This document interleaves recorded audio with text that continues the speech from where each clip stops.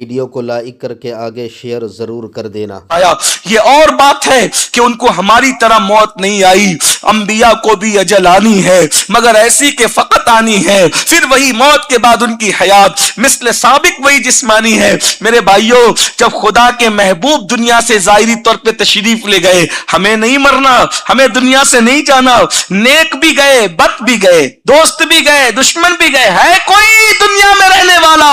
Anima تکونوا یدرککم الموت ولو کنتم فی بروج مشیدہ، اگر تم مضبوط قلعے میں جا کے چھپ جاؤ گے تمہیں وہاں بھی موت آ کے رہے گی۔ موت کی تلواریں سب کے سروں پہ لٹک رہی ہے۔ موت کو یاد کرو، نرم گدوں پر زنا کے اڈوں کو آباد کرنے والوں ذرا سوچو، آج نرم گدوں پر ہو، کل قبر کی تاریک رات ہوگی، کل قبر کی اندھیری رات ہوگی، نہ وہاں کسی کی دادا گیری چلے گی، نہ وہاں کسی کی بابا گیری چلے گی، نہ وہاں رشتہ داریاں چلے گی، نہ وہاں رشوت چلے گی، نہ وہاں خطہ چلے گا، نہ وہاں قبیلہ چلے گا۔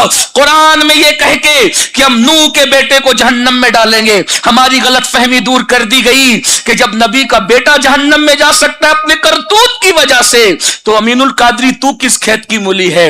اعلان کر دیا گیا نبی کا سگا چچا آزر کو ہم جہنم میں ڈالیں گے تاکہ تمہیں ہوش آ جائے۔ جب نبی کا چچا جہنم میں جا سکتا ہے تو بچے تو کوئی اوقات رکھتا ہے؟ تیری حیثیت کیا ہے؟ ذرا بتا تو صحیح۔ میرے بھائیوں، اعمال درست کر لو، اعمال خرید لو اپنی جانوں کو، ورنہ اللہ اللہ اللہ ہے، بے نیاز ہے۔ ارشاد ہوتا ہے ان بطش ربک لشدید، تیرے رب کی پکڑ بڑی سخت ہے۔ خدا کے لیے ہم میں کوئی نہیں ہے۔ میں تو سوچتا ہوں میرے بھائی ذرا تھوڑا غور کر لو، حدیث آگے بڑھانے سے پہلے اپنے گیزر میں پانی زیادہ گرم ہو جائے اور وہ غلطی سے ہم اپنے بدن پہ ڈال لیں تو ہم سے برداشت نہیں ہوتا۔ اگر اللہ گرم پانی کا عذاب بھی دے تو ہم برداشت نہ کر سکیں۔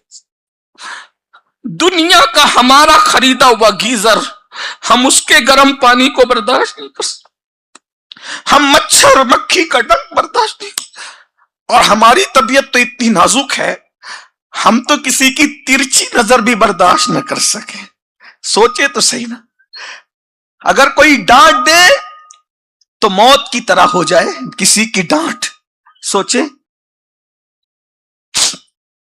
اللہ جب عذاب دے گا بے نیاز، اور اس کا عذاب اللہ کے رسول فرماتے ہیں جتنی حدیثیں ہیں نا، اتنی قرآن کی آیتیں، یہ صرف سمجھنے سمجھانے کے لیے ہے، ورنہ حقیقت میں جہنم کا عذاب اتنا سخت ہے نہ کسی آنکھ نے دیکھا، نہ کسی کان نے سنا، نہ کسی دماغ میں اس کا تصور آیا۔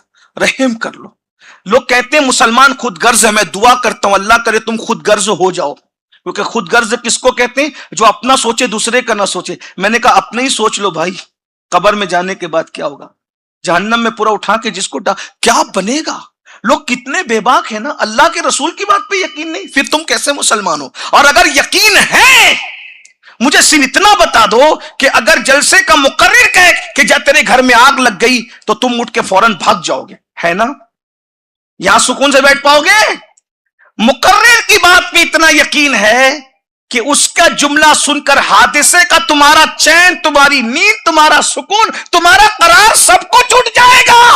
اور اللہ رسول کے فرامین جو جہنم کے متعلق ہے وہ سن کر بھی تم سکون سے کیسے جی رہے ہو، تم اطمینان سے کیسے جی رہے ہو، تم گناہ کر کے کہیں کیسے لگا رہے ہو؟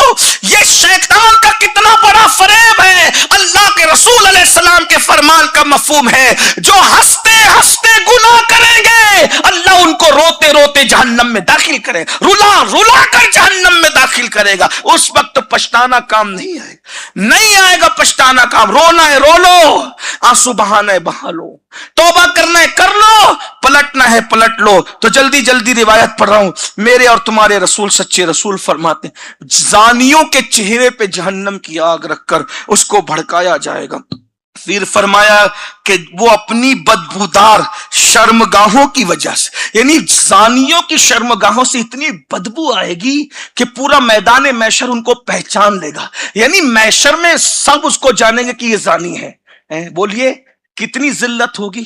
انبیاء، اولیاء، صحابہ، اوتاد، اقطاب، رات کو زنا کر کے صبح کو سفید کپڑے پہن کے نکلنے والوں، رند کے رند رہے، ہاتھ سے جنت نہ گئے۔ کوئی نہیں دیکھ رہا ہے، کوئی نہیں دیکھ رہا ہے۔ اللہ بھی نہیں دیکھ رہا ہے، اللہ بھی نہیں دیکھ رہا ہے، بتاؤ کوئی نہیں دیکھ رہا ہے، اللہ بھی نہیں دیکھ رہا ہے، کیا عقیدہ ہے؟ اور جب اللہ دیکھ رہا ہے، میں نے کہا اللہ کا دیکھنا ہی تو کافی تھا ہمارے گناہ سے بچ